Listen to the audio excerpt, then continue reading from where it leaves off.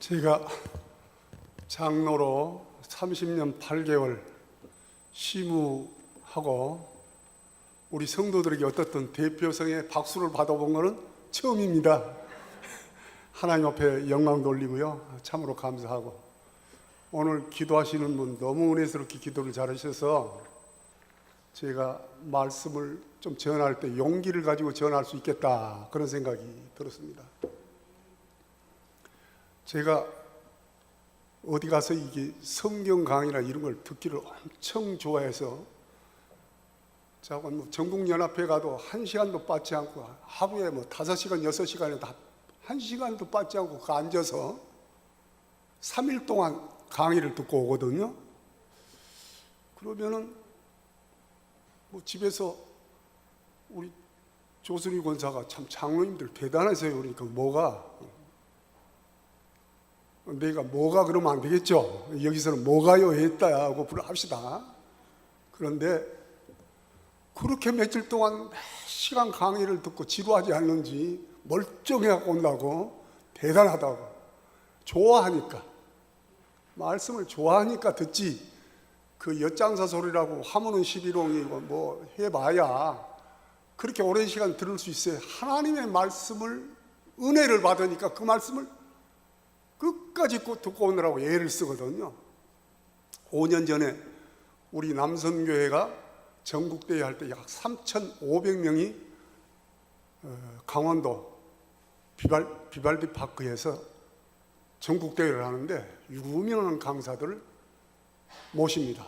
그런데 지금도 내가 기억에 남는 분이 한 분 계시는데, 성경 통독을 우리나라에서 가장 열심히 하는 조병호 박사, 목사님이기도 한데, 이분은 영국의 유명한 버밍엄 대학 철학 박사이기도 하시는데, 성경책 하나를 들고 와서 이건 뭐요? 하니까, 그래도 장로들을 앉혀놓고 이건 뭐요? 하면 대답을 해야지. 질문을 그런 식이지, 형편없는 걸 질문하냐고 대답 안 하면 안 되잖아요. 그러니까 또 우리는 열심히 성경이요! 그러거든요. 이게 뭐죠? 더 은혜스럽네. 나는 성경이라고 대답했는데 하나님의 말씀이 더 은혜스럽네요. 그런데 그분은 성경을 1,000번을 통독했대요. 그러니까 내가 거기 앉아가지고 1,000번이면 1년에 몇 번을 읽고 몇 살까지 성경을 통독해야 1,000번을 읽겠느냐. 얼른 계산해봐도 1년에 10번씩 통독을 해도 한 살 태어날 때부터 100살까지 통독을 해야 천독이에요. 가능해요? 불가능하죠. 그런데 언젠가 우리 목사님이 성경 통독으로 다녀오셨다고 해서 그 며칠간의 성경 통독합니까? 그러니까 일주일에 통독을 한대요, 성경을. 세상에 어떻게 성경을 보는데 일주일에 이 66권을 다 통독을 합니까? 그랬더니 이게 연습이 되면 그냥 책장을 넘기면서 다 읽는데요. 연습이 되니까. 그러면서 이 조병호 박사 하는 얘기가, 여기 보니까 제가 그래서 이제 그동안 염색을 안 해서 약간 까만색으로 다니다 금년부터 큰 맘을 먹고 원래대로 모습으로, 제가 기도를 해보니까 하나님이 그거 물들인 건 가짜야, 물 안 들인 것이 진짜지, 그런 생각이 퍼뜩 주시는 것 같아서 그때부터 용기를 가지고 안 들었더니, 요즘 몇 개월 만에 만나는 사람만 나보고 왜 갑자기 폭삭 늙었느냐고. 그런데 또 우리 권사들 중에서는 그래도 원로 장로라고 보기 좋다고 해주고 격려해 준 분이 있어서 뭐 이제 하나님 나라 갈 때까지 이렇게 살려고 작정을 하고 흰머리 이대로 삽니다. 그래, 나도 그 아침에 일어나가지고 세면하러 이제 들어가서 거울을 보면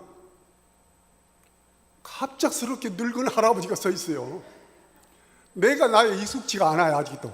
그러지만 어떻든 내 본 모습으로 살아가리라 한데, 조병호 박사가 이 성경책 천독을 했다고 그러면서 하는 얘기가, 여러분 지금 하나님 나라 가실 텐데 날마다 뭘 준비하세요?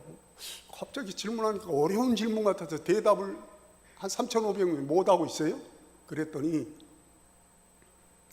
이 세상은 모든 나그네 삶인데 이제 하나님 나라 가기 위한 이사 준비를 해야 되는데, 이사 준비.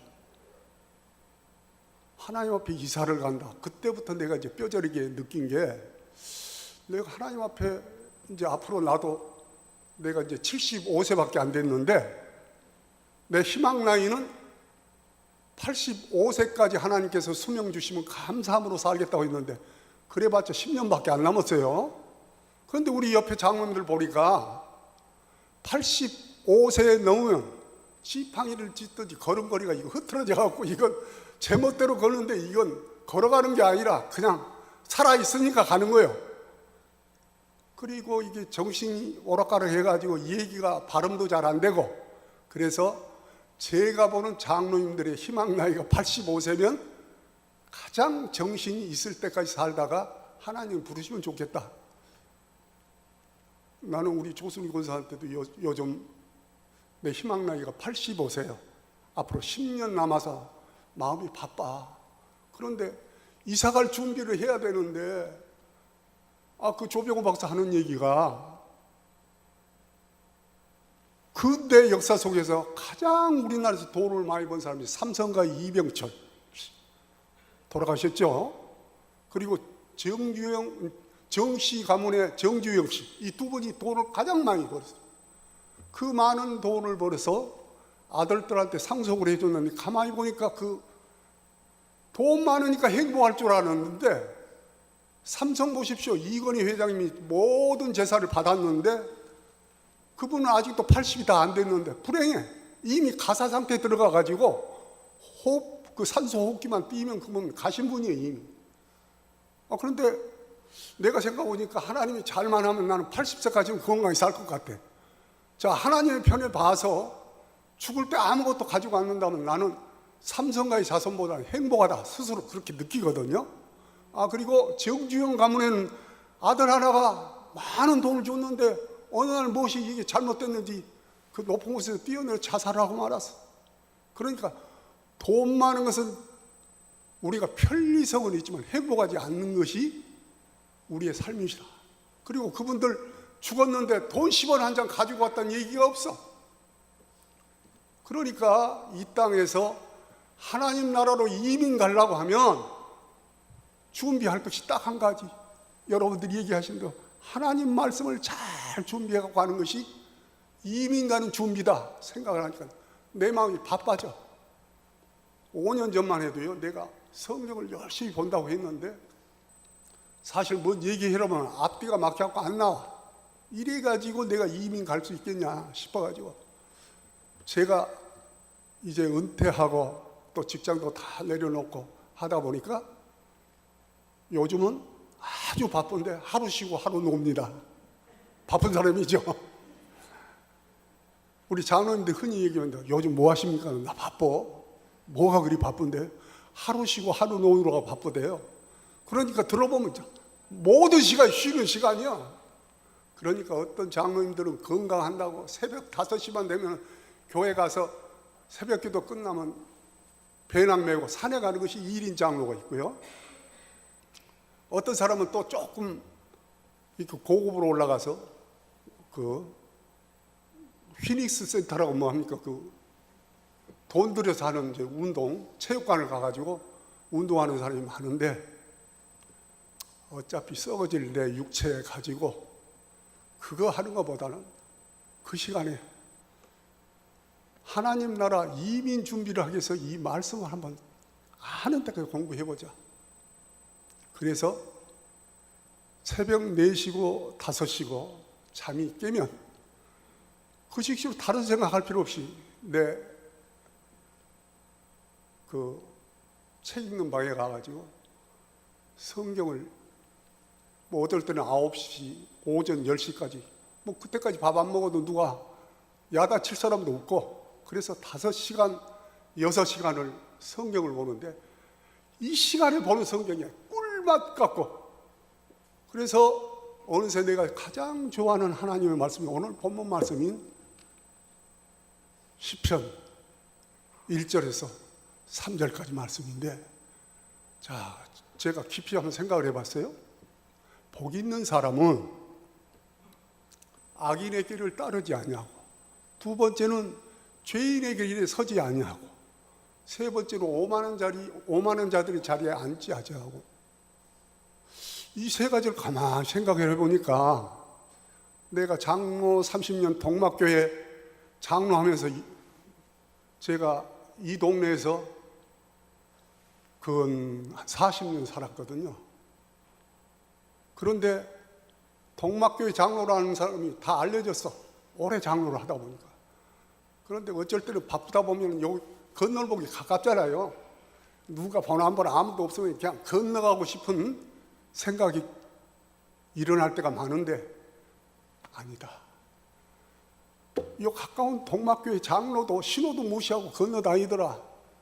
이거 우리 동네 사람들이 볼 때 이거 동막교회 장로 엉터리라면 어떡하겠어요. 그러니까 자연적으로 자제가 돼. 그러니까 자제할 수 있는 마음이 장로이기 때문에 상당히 이득을 본다. 그런데 내 양심상 악인의 꾀인데 거기 따라가겠어요? 죄의 길인데 거기 가서 줄을 서서 나도 죄인 되게 다 하겠어요? 오만한 자리는 내가 거기까지 안 가봤으니까 몰라요. 내가 오만한 자에 앉을 만한 위치에 가보질 않았기 때문에 오만한 자의 자리는 별로 관심이 없는데, 가만히 따져보니까 이 세 가지는 하나님이 몇 점을 주실까 생각하는데, 그래도 내 전성기 시대를 31년을 그래도 역사 깊은 동막교회 장로로 살았기 때문에 상당히 나를 돌아보면서 살아왔기 때문에, 이거는 그래도 하나님께서 아주 점수를 이민 갔을 때 안 주지는 않겠다, 이런 생각을 혼자 속으로 생각했는데, 이건 자만일 수도 있어요. 하나님의 기준은 또 다르니까 모르죠. 그래서 요 세 가지를 안 하는 사람이 하나님 앞에 점수를 주는 게 아니라 마지막 오직 여호와의 율법을 즐거워하여 주야로 묵상하는 자로다. 그래, 이거를 해야 하나님 앞에 이제 점수가 올라가는데, 이 성경 이게 빠져드니까요, 이거 재미가 있어요. 제가 5년 동안 성경 공부를 정말 나름대로 독학을 했으면 이 정도 하면 서울대학도 만약에 성경 시험이 있다면 어지간하면 한번 해보겠다 싶은 그런 생각이 들어요. 잠깐 매일 4시간 5시간을 공부를 하다 보니까 나같이 멍청한 사람도 성경이 머리에 암기가 되기 시작을 해요. 아, 내가 이대로 하나님께서 내 생명 주시는 날까지 열심히 해서 하나님 나라 이민 갈 때까지 최선을 다해보자. 제 이제 주관이 그렇고요. 그런데 성경을 읽는데, 봉독하는데 가장 중요한 것은 그냥 의무적으로 읽을 것이 아니라 즐거워해야 해요. 여호와의 율법을 즐거워할 주야로 묵상하는 자라고 그랬으니까, 성경을 딱 어느 부분에 가면 영상으로 내 스스로 눈을 딱 감으면 성경 66권이 딱 펼쳐집니다. 연습이 되니까 그게 되지, 그전에는 안 됐거든요. 내가 이제 가가지고 잠깐 하나님 앞에 오늘 하루도 하나님 앞에 영광 돌리는 하루 되게 하시고, 우리 자손들도 하나님을 경외하고 하나님 축복 안에 살 수 있는 은혜를 베풀어 주시옵소서 간단히 기도하고 이제 성경으로 묵상 들어가는데, 제가 딱 눈을 감고 내 영상을 딱 띄우면 성경 66권이 쫙 펼쳐집니다. 어떻게 펼쳐질까? 내 방법을 얘기하는 거니까 참고하시기 바랍니다. 뭐 성경 66권 다 아시죠? 외울 수 있죠? 이 장로도 5년 전까지는 어디 가서 주로 맥히는 소예언서 12권 가면 이것이 뒤죽박죽 안 돼. 아무리 외우려 해도 얼마 지나면 또 잊어버려. 그래서 이제 최근에는 하루 쉬고 하루 노니까 그냥 시간이 있으니까 있는 대로 내가 그것을 날마다 영상으로 띄우는데,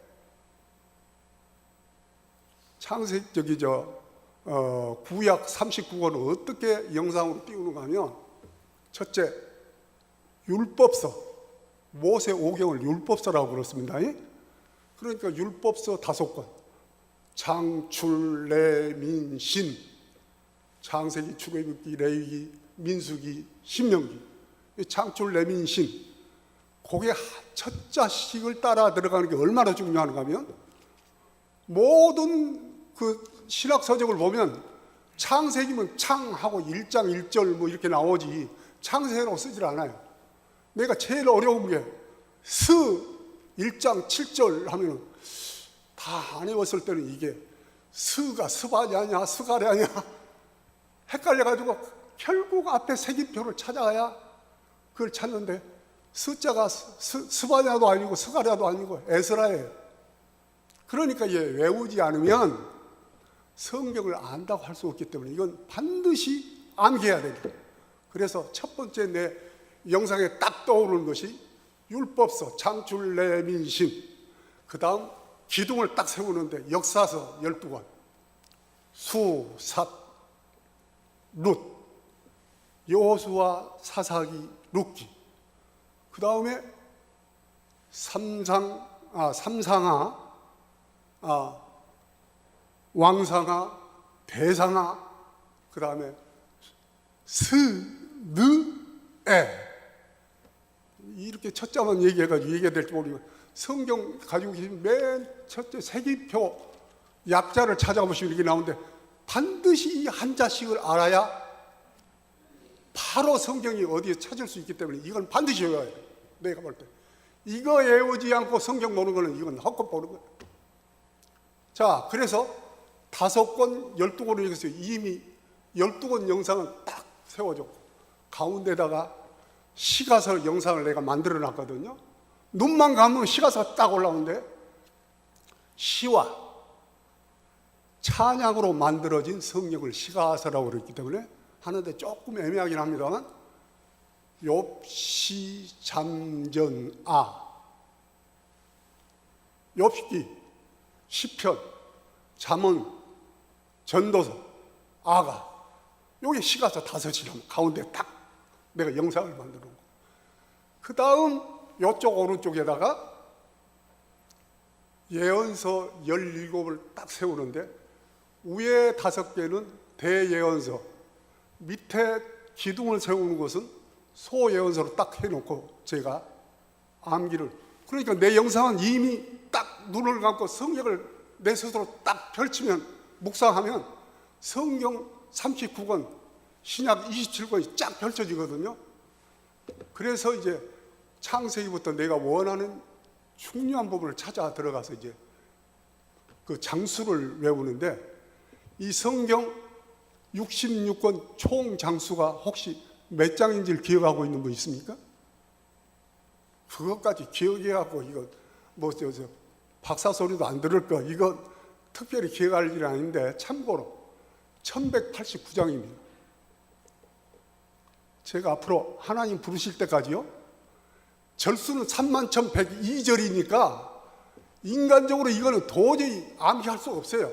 너무 많은데 31,000까지 숫자 외우기도 쉬운데 절수를 어떻게 암기하겠어요? 이건 도저히 안 되는 것 같고, 컴퓨터가 입력해서 해놓은 것은 가능하지만 내 머리로는 아무리 천재의 천자라도 요절을 성경 66권을 절수로 다 암기하려는 건 어렵다 생각하는데, 1189장은 잘만 하면 할 수 있을 것 같아요. 내가 요즘 같아서 한참 즐거워하니까 내가 1189장만 완전히 마스터하면 성경 박사예요. 이제 어디 하면 어디 탁 집어낼 수 있으니까 얼마나 즐거운 거예요. 만약에 하나님 나라에 가서 그저 우리 인품과 그동안의 봉사 모든 수고를 통해서 하나님께서 다 받으시겠지만, 만약에 성경 시험이 있다면 그래도 준비가 잘 된 사람이 하나님 앞에 점수를 받지 않겠느냐. 그래서 하나님이 내 건강 주실 때까지 열심히 성경을 읽어서 내 머릿속에 암기하고 가자. 내가 예언서 얘기하다 말았는데, 예언서 대예언서 5개인데 사, 렘, 에, 겔, 탄, 이게 무슨 소리인가? 이사야서, 예레미야, 애가, 에스겔, 다니엘, 이거를 사렘, 에겔단 한자씩 외우는 것도 이거 재미가 있어요. 이건 색임표 약자로 해놨기 때문에 이것은 반드시 외워야 돼요. 그 다음에 소예언서 12개 기둥이 있는데 여기 조금 내가 해봐도 자주 잊어먹어요. 그래서 반복해 하면 암기할 수 있다. 이것도 성경 소예언자들이니까 외워야 되지 않겠어요? 그래서 전부 다 색임표 약자인데 호열, 암. 호열하면 뭔가 하면 호세아, 요엘, 아모스. 그 다음 옵, 연미. 이게 또 무슨 소리가? 오바댜, 요나, 미가. 요 세 개씩에서 네 개로 쪼개면은 이게 외우기가 쉽거든요. 그 다음에 이제 두 번째 6개는 외웠잖아요. 그 다음에 나합습. 이것도 무슨 소리가? 나훔, 하박국, 스바냐. 마지막으로 학습말. 이것도 무슨 소리예요? 이것도 색임표 약자로 한자씩 써놨기 때문에 반드시 외워야 돼요. 학계, 스가랴, 그 다음 말라기. 이러면 39권이 딱 펼쳐진 영상이 나한테는 눈 감고 하면은요, 기계적으로 착착착 하는데 눈 뜨고 우리 성도들 얼굴 보다 보니까 내 영상이 잘 안 나타나. 그 다음에 내가 두 번째 영상을 떠오르는 게요. 요거 외우시면 성경이 훨씬 즐거워지고 많이 이제 봉독할 수 있다 하는 것 때문에 내가 이 얘기를 하는데, 두 번째 꼭 외워야 할 게 무슨 성경 창세기에 어디에가 뭐 중요한 얘기가 있다 하는 말씀이 있다 하는 것을 내 머릿속에 암기를 하려면 창세기 50장, 이건 조금 더 어려운 영상이지만 나는 영상을 띄워놓으면 다 나오거든요. 출애굽기 40장, 그 다음에 레위기 27장, 민수기 36장, 그 다음 신명기 34장. 율법서 됐잖아요.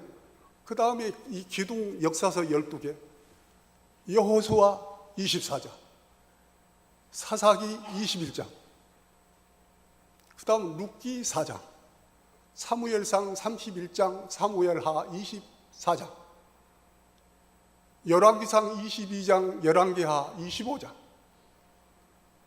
역대상 29장, 역대하 36장.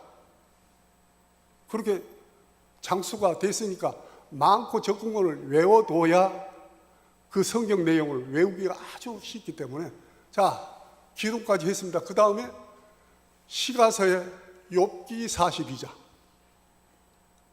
시편, 이게 제일 두껍고 많은 내용이에요. 그런데 다른 거는 다 몇 장으로 나가는데 시편만 편이라고 해야 됩니다. 성경 보십시오. 성경 뭐 119편, 90편 했지 90장이라고 이러지 않겠습니까? 그러니까 시편 몇 장 몇 절 하면 이건 성경 안 읽은 사람이요. 그러니까 시편을 말할 때는 반드시 몇 편으로 얘기해야 되는데, 시편은 150편. 시편 중에서 가장 긴 장은 119장인데 다른 거는 뭐 20절에도 끝나고 뭐 마태복음 같은 데는 50 몇 절도 있긴 하는데, 시편 119장은 176절까지 있어요. 그러니까 시편 들어가서 119장 고 다 끝내려면 이거 지쳐가지고 아이고 못 읽겠다고 던진 사람들이 많아. 그런데 그 속에 은혜가 있다고 한다면 즐거워하면 묵상이 되는 거예요. 자, 시편 150편, 그 다음 욥시, 잠전, 아니까 순서가 틀리면 안 되죠. 잠언서 31장, 전도서 12장, 아가서 8장. 그럼 장까지 다 외워졌잖아요. 나머지 이제 예언서만 장수 외우는데, 그 다음 대예언서, 이사야가 66장, 예레미야서가 52장, 예레미야가 5장, 에스겔이 48장, 다니엘이 12장. 아니 나 5년 전까지 장로 그렇게 오래 했어도 못 외웠다니까요. 외우려고 어려우니까 외우려고 안 했는지 즐거워하며 주야로 묵상하니까 애워져요. 요거 그냥 무슨 일을 할 때 혹시 다른 생각하지 말고요. 내가 이병철이처럼 어떻게 하면 돈을 많이 벌어올까, 그거 쓸데없는 걱정하지 말고 주야로 묵상하는 거는 그 시간에 성경을 나름대로 영상을 만들어서 외우면 주야로 묵상이 돼요, 자동으로. 그 다음에 이제 소예언서 항상 이게 12개가 어려운데 호세아 14장, 요엘서 3장, 아모스 9장, 오바다 1장, 요나 4장, 미가 7장. 아이고 이게 장수하다 보면 이게 이름까지도 왔다 갔다 하는데 내가 하나도 안 틀리게 하느라고 지금 뜨덕뜨덕 하는데, 그 다음에 나훔 3장, 하박국 3장, 스바냐 3장, 그 다음에 학개의 2장, 스가랴 14장, 말라기 4장, 39장의 장수까지 나는 영상으로 딱 만들어서 매일 아침이면 이거를 딱 떠올려서 그 그림을 보고 명상을 해서 성경 들어가니까 매일 하니까 이거 공부가 돼서 머리에 익혀지더라. 그래서 그냥 성경 많이 읽으려고 하시지 말고 집중적으로 나의 은혜 되는 대로 내 방법을 찾아야 되는데, 나는 이렇게 해서 오직 하나님의 율법을 즐거워하여 주야로 묵상하는 자가 되겠다고 약속을 하고, 이민 갈 준비는 오직 하나님의 말씀이다 해서 요 두 가지 영상을 띄워 올려서 요거를 길에 가면서 전철을 타고 가면서도 요걸 반복해서 해요. 그러면 자연적으로 호세아서는 무슨 얘기를 했더라? 호세아서, 아모스, 요나, 이분들은 북이스라엘 선지자들이었지. 이사야와 예레미야는 남유다 선지자였지. 이분들의 내용이 뭐지? 요거 외우니까 자동적으로 부부적으로 따르는데, 요즘은 또 세월이 좋아가지고 저는 공부를 하는데 관주 성경은 61년도부터 11년 전까지 관주 성경을 썼어요. 그걸 개정판이라고 그러는데, 그 성경도 옛날에는 어떻게 썼는데 어떻게 바뀌어졌나? 아까 우리 김유태 목사님 공부를 내가 담임 교수를 석사 때 고원석 교수라고 내가 얼마 전에 만났는데, 우리 교회 김유태 목사님이라고 오셨는데 목사님을 기억에서 첫 번째 이름으로 나오대요. 김유태 목사 학교 다닐 때 아주 우수한 학생이었습니다. 우연하게 김유태 목사가 공부를 못했으면 거의 탈론할 뻔했는데 공부를 잘했어. 그래서 내가 안심이 돼. 우리 교회 실력 있는 목사가 왔구나. 아이고, 또 엊그제 주일에 이게 우리 설 목사 서울 동막교회 하면 우리 전도사님 설교한까지 다 나오니까 제가 듣습니다. 우리 신혜실 전도사님 말씀 잘 전하시대. 그래서 이제 설교까지 내가 다 들으면서 하는데, 장로들도 열심히 공부하는데 가르치는 우리 교육자님들은 더 많이 공부하셔야 안 되겠나 싶는데, 2년 전에요, 우리 신혜실 전도사님이 말씀 대행지라는 프로그램을 2년 됐죠? 5년 됐어요? 그 세월이 그렇게 간지도 모르고 내가 성경을 읽는데 이건 자랑은 아니고 빨리 읽는데 도 같은 사람이 우리 집에도 한 분 있더라고요. 육독하고 한 3분의 2 정도 읽었는데 그건 다 안 읽었으니까 7독을 써내고 6독상을 받았어요. 우리 집 권사가. 대단해. 어떤 사람은 성경 통독 시간에 많이 했다고 써낸 사람이 있는데, 이거는 음성으로 틀어놓고 비몽사몽간에 그런 것도 전부 통독했다고 적어내는 사람이 있어요. 이거는 안 돼. 반드시 눈으로 읽고 확인하고 읽어야만 하는데, 제가 우리 집 권사는 밤낮 자고 세우면 보는데 눈만 뜨면 이거를 들고 병원에 가서도 보고 자고 하니까 1년에 한 7독은 하더라고요. 이거 말씀 대행진이 이토록 대단한 역사를 일구나. 참 좋은 프로그램이다 이 생각을 했는데, 나는 맷독은 했지만 그런 식으로 성경을 아니고, 그런데 죄송한 얘기지만 기억력이 없으신지 몰라도 내가 이 얘기를 해서 뭔 얘기를 하면 다 알아듣고 얘기하고 그게 무슨 얘기지. 그래서 칠독을 해놓으니까 어지간히 기억을 하는데, 본인보다 얘기하려면 큼캄해. 안 돼. 얘기가 안 되는 거야. 저는요, 우리 손자가 왔는데 성경 얘기를 좀 해주라 해서 해준데, 제일 재밌는 게 다윗왕 얘기 아니에요. 다윗이 자기 아버지 이새가 첫아들이 엘리야, 이것도 이름도 외우고 들어가면 성경이 너무 재밌는 거예요. 둘째 아들이 아비나답, 셋째 아들이 삼마. 이 세 아들이 블레셋과 전쟁한다고 지금 전쟁터에 나가 있는데, 아버지 이새가 세 아들, 훌륭한 아들을 전쟁터에 보내놨어요. 너무 답답해. 그런데 상황을 들어보니까 블레셋이 전쟁에 이길 것 같고 자기 아들 죽을 것 같으니까 저 들판에 있는 막내 다윗, 그때 20살이에요. 다윗이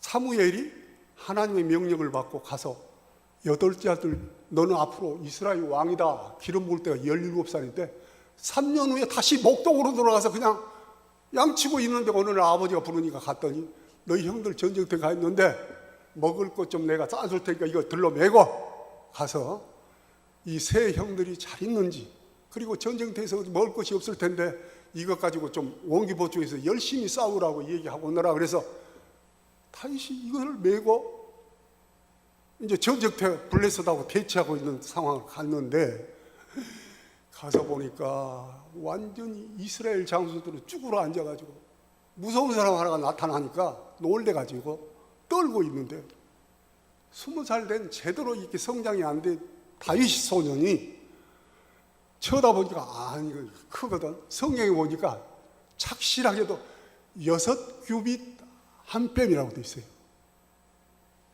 사무엘상에 기록이 되어 있으니까 찾아서 한번 연구를 해보십시오. 저는 성경 볼 때 6규빗 한 뼘이 몇 메타 몇 센치냐, 여기까지 풀지 않으면 다른 데 들어가질 않으니까. 그래 우리 손자한테 그 얘기를 풀어서 해줬더니 눈이 동그래가지고, 아마 우리 그 손자가 다윗 얘기 나오면 골리앗의 키에 대해서는 잊어버리지 않을 거예요. 그때 그 기억력이 좋으니까. 저기 블레셋 장군 골리앗이 키가 얼마나 됐겠어요? 6규빗 한 뼘. 계산 안 해봤죠. 자, 이 길이 수치인데 히브리, 그러니까 이스라엘 길이 단위가 1규빗이 45cm라고 나와 있어요. 그러니까 어디서부터 어디까지 45cm냐? 보통 사람의 손끝에서 중지까지, 여기까지를 45cm라고 하는데, 또 나는 키가 큰 편이니까 내가 50cm나 45cm 재보니까 내가 한 3번쯤은 재봤는데 줄자로 재보니까 내가 45cm였다. 그러니까 나보다 키 작은 사람은 45cm가 안 되고 나보다 큰 사람은 더 날 것이고, 그래서 기준을 이스라엘에서 1규빗이 45cm라고 정해놨는데 6을 한번 곱해보세요. 얼마가 나옵니까? 6규빗 45cm도 곱해보라고. 2m 70 아니에요? 6, 4, 24, 6, 5, 30, 2m 70. 한 뼘이 한 20cm 되거든요. 그러면 골리앗이 2m 90인데, 보통 사람 내 키가 1m 79였는데요.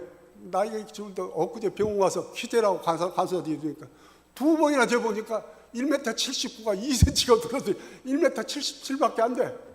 나도 모르게 키가 줄었어.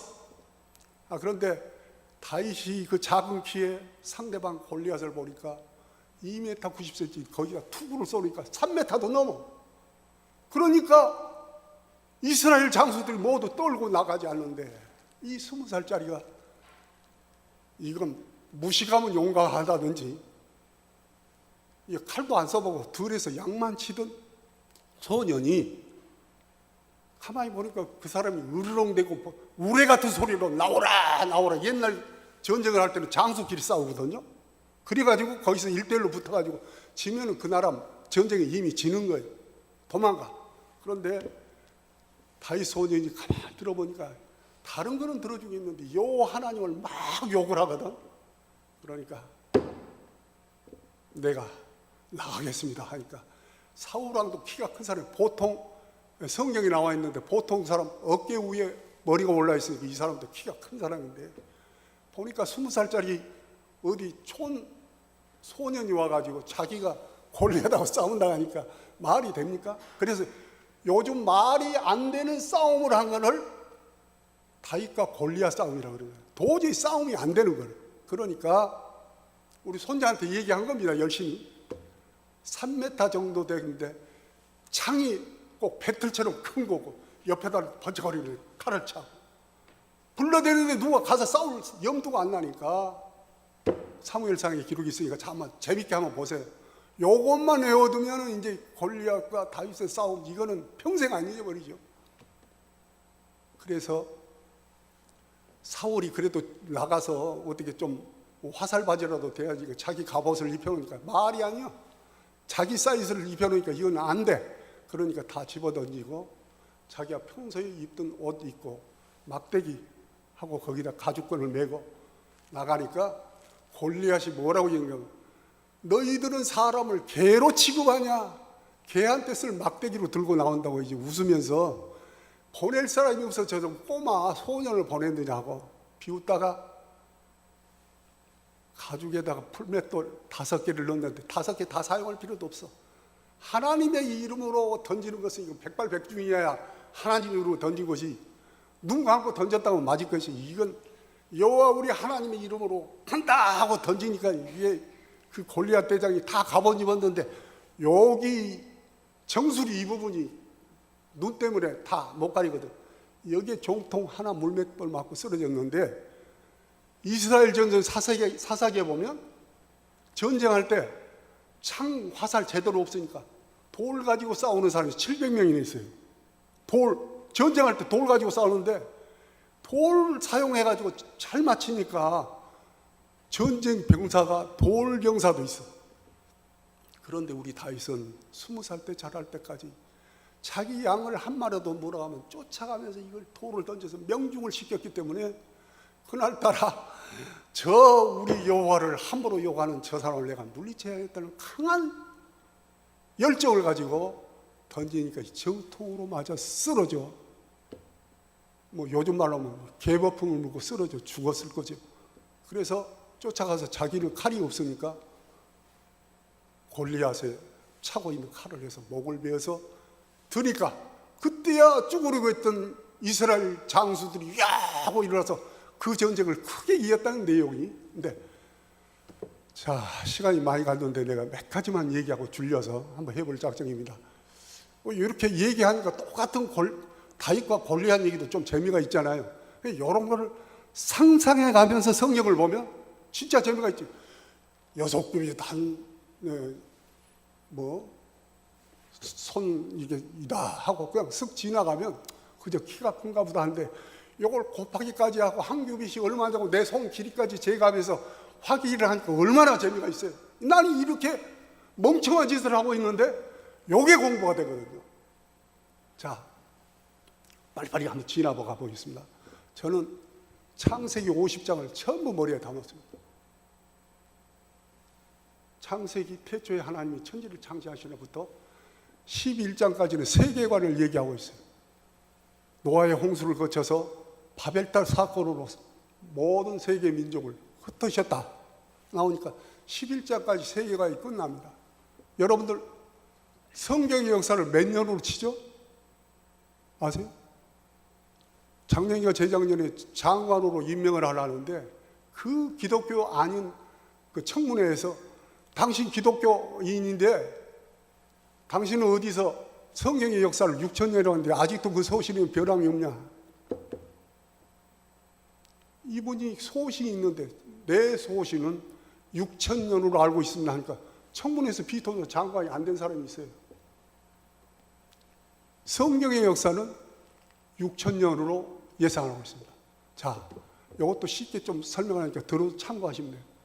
아담에서 노아까지가 1000년, 노아에서 아브라함까지가 1000년, 아브라함에서 다윗까지가 1000년, 다윗에서 예수님 탄생할 때까지 1000년, 4000년이죠. 그리고 예수님 이후, 주후 지금 2019년이잖아요. 그러니까 구약 4000년에 예수님 탄생 후 2000년을 합하니까 우리 성경의 역사는 6000년으로 얘기를 하고 있다는 거예요. 그러니까 소신이 있으면 얘기를 해야 될 거 아니에요.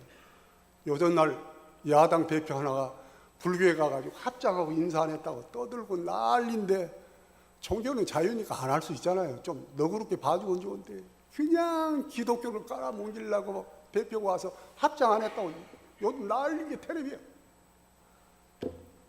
자, 그 다음에 12장에서 25장까지는 이제 네 사람의 족장 얘기가 전개되고 있습니다. 12장에서 25장은 아브라함 족장의 얘기입니다. 그럼 요것만 딱딱 띄어서 외워두면 사라, 롯, 뭐 이렇게 이름만 딱딱 붙이면 몇 장 몇 절이 그냥 외워지는 거예요. 요렇게 외워야 외우지 슬쩍 지나갔는데 머리에 안 들었다고 한탄하고 덮어버리면 안 되는데 이 특징을 살려요. 자, 25장부터 35장까지는 이삭 족장에 대해서 기록하고 있어요. 그 다음 세 번째 족장이 누군가 하면 야곱입니다. 이분은 28장에서부터 49장까지 계속해서 야곱의 얘기를 길게도 나와. 그런데 자, 돌아가신 분들 아주 이 하나님이 불러가신 나이까지 아시면 좋죠. 아브라함은 몇 세까지 사셨죠? 또 갑자기 물으니까 생각이 안 나잖아요. 175세. 그 다음에 이삭은 몇 세죠? 내가 그냥 답하겠습니다. 180세. 야곱은 130세에 바로왕 이민 갔다가 17년 더 살았으니까 몇 년입니까? 이렇게 기억을 하면 안 잊어버려요. 147세. 네 번째 족장이 37장이 한 번 나오고 39장부터 50장까지 입간하였더라까지 네 번째 족장인 요셉의 얘기가 나오는데, 요셉은 총리까지 했는데도 아버지처럼 오래 못 살고 110세에 죽어서 입간한 것까지가 창세기 끝인데, 족장 얘기로 분리를 하면 창세기가 한눈에 다 들어온다. 그러니까 묵상하면 요 네 사람들이 어떤 사람들이 연결되어 있다 하는 고리만, 사람 이름만 외우면 창세기 끝. 두 번째 출애굽기는 얘기가 길어지니까 모세로부터 작은 십계명을 받고 성막을 짓게 하고 언약궤를 주고 이 얘기로 쭉 가다가 모세가 느보산에서 120세로 죽었는데, 아직까지도 느보산에서 모세가 죽긴 죽었는데 무덤을 찾지 못하고 있어요. 자, 시간이 없으니까 출애굽기도 재미가 있는 건, 레위기에 가서는 거의 나도 이거 참 힘들어요. 눈에는 눈, 이해는 이해해야 하면서 민생법을 처음 해놓고 제사는 어떻게 들어 하니까 이거 다 외운다는 건 현실적으로 어렵다. 그래서 이스라엘 백성들은 이거 다 기억하기 어려우니까 레위 지파를 아예 이것을 전담해서 율법을 가르치고 제사 지내는 방법, 모든 예배 담당을 레위 지파한테 맡깁니다. 그 다음 민수기인데, 민수기는 그 글자대로 영어 성경은 넘버스인데, 넘버, 사람 숫자 세우는 넘버를 이렇게 매겨서 세웠다 해서 민수기를 하는데, 우리는 백성 민자, 백성들의 숫자를 세웠다 해서 민수기요. 그런데 홍해를 건너기 전에 숲곳에서 이제 광야를, 홍해 바다를 건너서 가면 전쟁이 시작되게 되기 때문에 하나님께서 모세에게 빨리 이 지금 홍해를 건널 장정을 숫자를 세워라. 뒤에는 지금 애국 군대가 쳐들어온다고 난리인데 그 상황에서 숫자를 세우니까 제대로 세지겠어요? 그래서 숲곳에서 제일 먼저 숫자가 장정이 60만 명 가량이더라. 가량 이르다 숫자가 딱 떨어지지 않으니까 가령이었더라. 가량. 그래서 60만 명인데 이 장정이 몇 세부터 몇 세냐?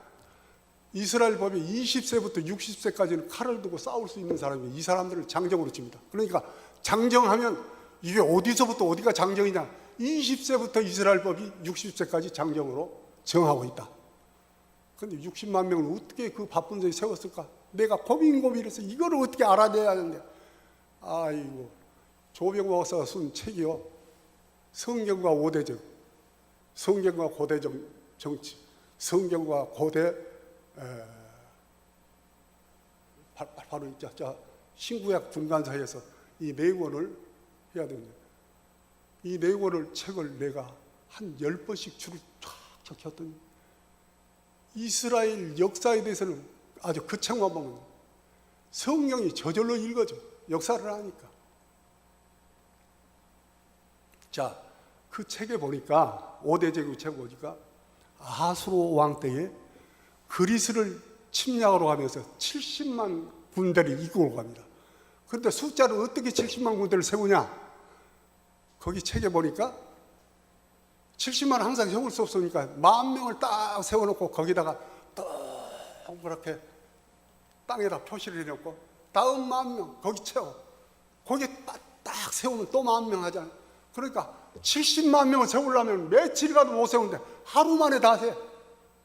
그래서 정신없는 상황에서 라암세서 홍해바다 건너기 직전 숫곳에 왔을 때 60만 명 가량이었을 때 이런 식으로 숫자를 세운 것을 아하수로 왕이 사용했을 것이다.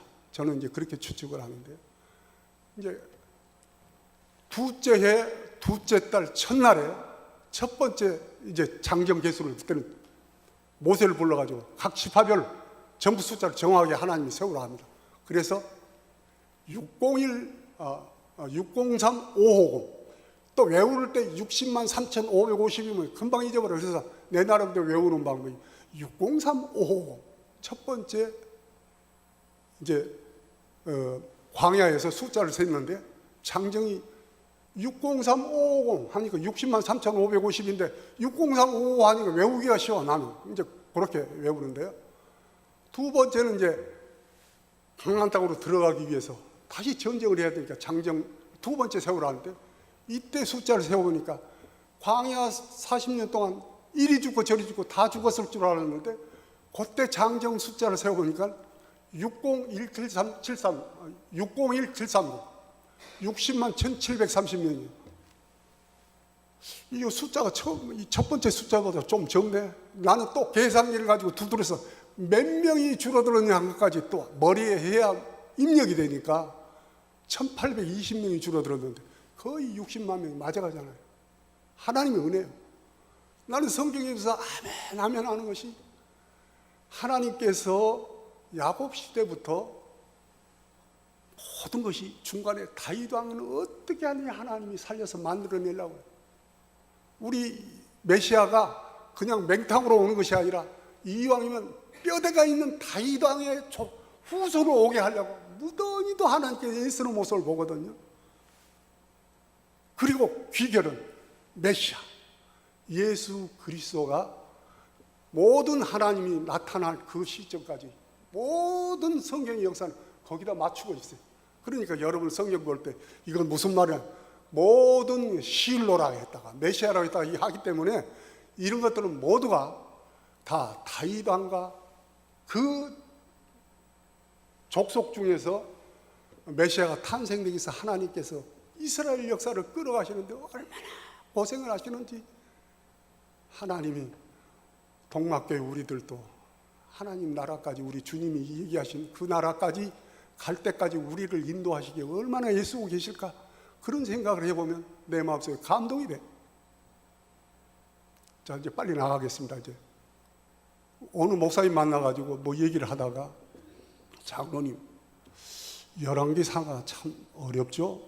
그래서 그 원당에 있는 목사님 우리 조승 권사하고 같이 이제 선교사하고 같이 식사를 할 시간이 있었는데, 아이고 내가 좀 아는 얘기를 하니까 나도 이제 막 열정이 생겨서 얘기를 하는데, 열왕기상을 상하를 예의하려면 북이스라엘 19명, 여로보암부터 호세아까지 19명 왕을 다 외워야 돼.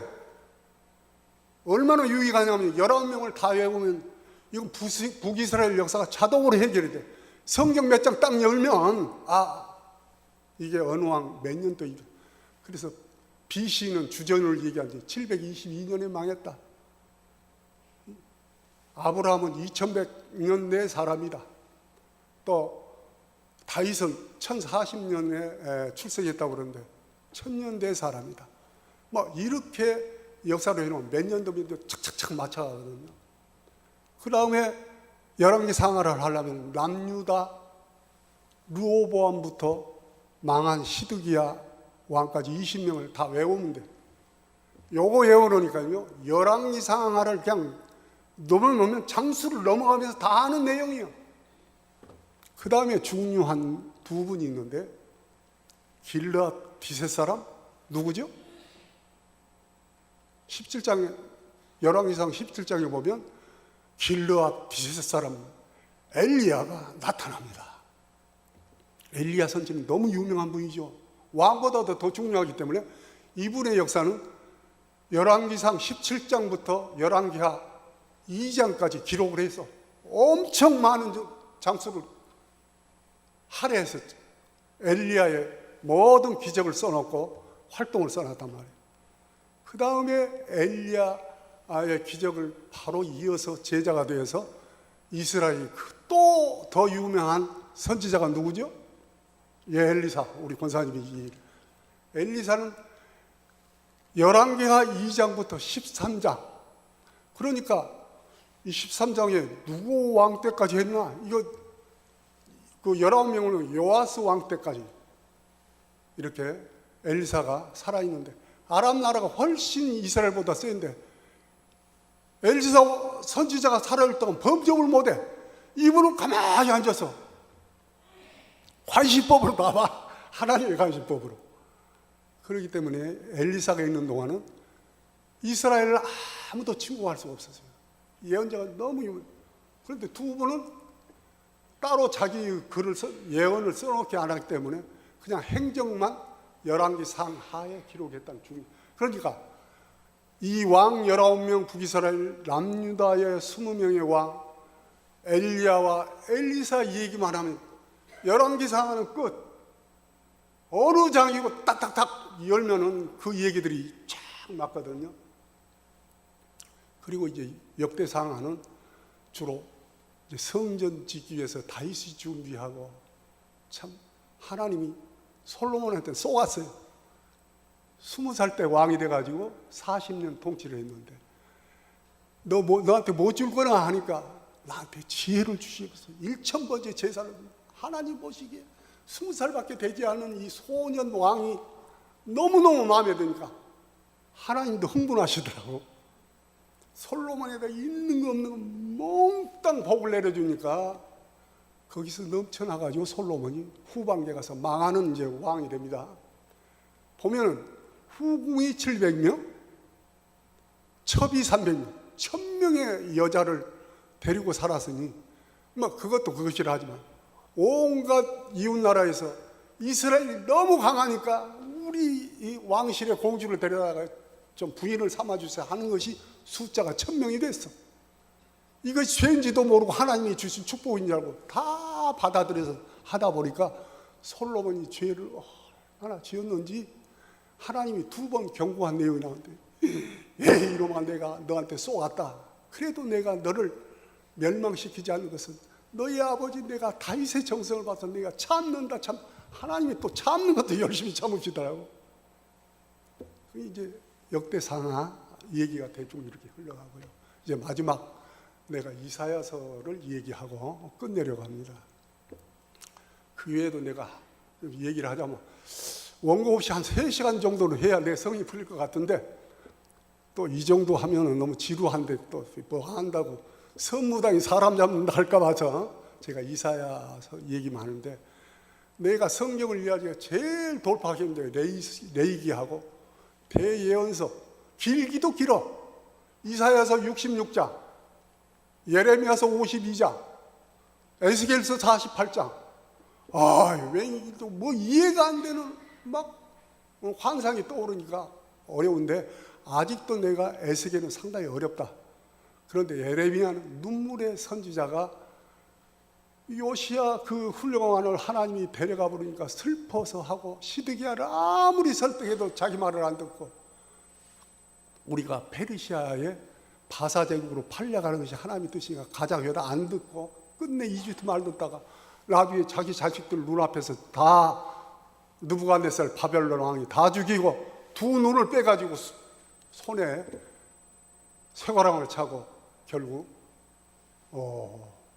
바벨론으로 끌려가서 이제 거기서 감옥에서 죽게 되는 슬픔을 맞게 되는데, 요즘은 내가 이사야를 보면서 전율이 생겨. 몸에 막 소름이 돋아.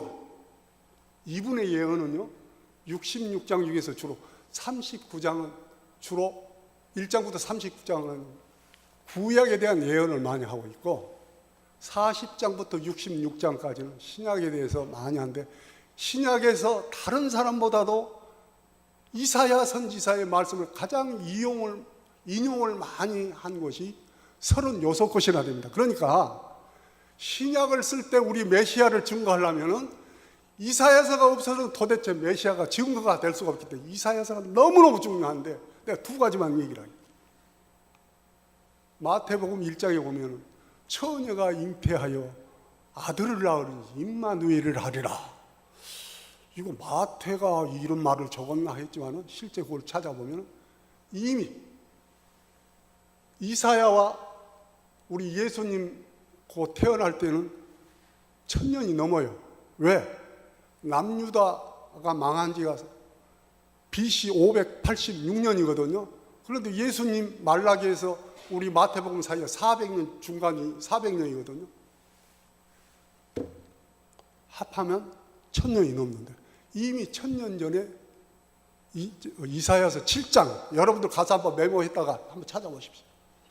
이사야가 1000년 전에 이미 메시아를 딱 정해놓고 처녀가 잉태하여 아들을 낳으리니 임마누엘을 하리라. 메시아 임마누엘이 오시겠다고 하는 얘기를 1000년 전에 이미 이사야는 예언을 하고 있어요. 이분 예언은 뭐 시공간을 초월해서 하고 있기 때문에 정율이나, 또 45장에 보니까요 이사야와 고레스 왕과는 한 200년 이상의 갭이 생깁니다. 그러니까 200년 전에 이사야는 돌아가셨는데 200년 후에 바사의 고레스가 되었는데, 내가 너희들이 포로로 잡혀갈 건데 내가 그 이방인 나라에 고레스라는 이름을 내가 지금도 오른손으로 잡고 허리에 동을 띄우고 다니고 있기 때문에 걱정하지 말라고 이미 이사야가 예언을 해놨는데, 이 예언을 모르기 때문에 왕들이 그토록 하나님의 명을 따르지 반대로 가다가 결국 포로로 잡혀갔는데, 세상에 200년 전에 이사야가 고레스라는, 태어나지도 않은 고레스라는 이름을 오른손으로 붙잡고 허리에 띠를 띠고 가지고 다닌다고 그래.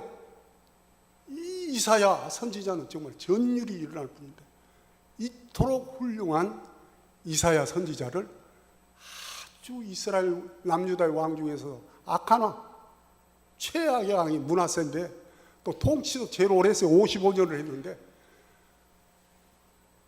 이스라엘 전승 탈무드 전성에 의하면 이 므낫세가 이사야 선지자가 바른 말을 하도 하니까 붙잡아다가 톱으로 썰어 죽였다고 하는 순교의 역사가 나오고 있기 때문에, 그 톱으로 썰어 죽었다는 얘기는 성경에는 안 나오지만 이스라엘 탈무드의 역사는 기록이 나와 있기 때문에 신학자들은 이미 그 얘기는 아주 정설로 얘기를 하고 있는 거예요.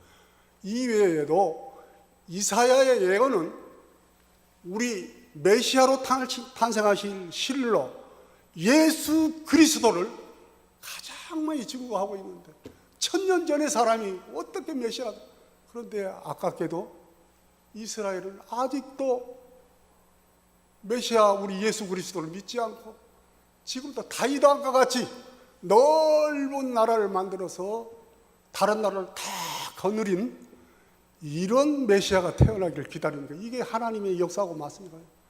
이스라엘이 로마로부터 다 망해서 세계 디아스포라로 가서 히틀러한테 가스실에서 죽어간 홀로코스트라고 하는데 600만 명이 죽잖아요.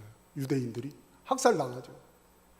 그래도 하나님께서는 아직도 이스라엘에게 희망을 주는데, 그 유럽에 흩어진 사람들이 미국에 지금 이민을 갔는데 600만 명이 미국에 살고 있는데, 이 600만 명 유태계 이민 간 사람들이 미국의 그 엄청난 경제 30%를 장악하고 있어요.